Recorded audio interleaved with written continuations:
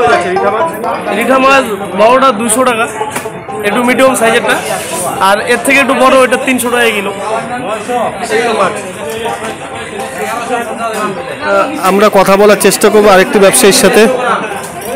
এখানে কিন্তু রয়েছে আর মাছ, চিতল মাছ। নমস্কার দাদা, আপনার নামটা বলবেন? দাদা বলুন রাই। বললাম এই যে আমবাড়ি হাটে সপ্তাহে 2 দিন বসে এই হাট, সপ্তাহে 2 দিন মাছ নিয়ে এসছেন?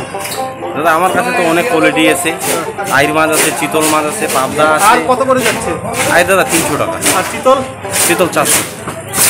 আর কিসে দেখা যাচ্ছে যে কি চেলা মাছ? চেলা মাছ। চেলা মাছ কত করে? ওটা 200 টাকা কিলো। সচরাচর দেখা যায় না ওই মাছ। হ্যাঁ, এই মাছ পাওয়া যায় না, হঠাৎই পাওয়া যায়। আপনারা কিন্তু দেখছেন সেই ছবি, সরাসরি আমবাড়ি হাটের থেকে সেই ছবি দেখছেন। রুই, কাতল, বোয়াল, চিতল সবই কিন্তু রয়েছে এই মাছ বাজারে।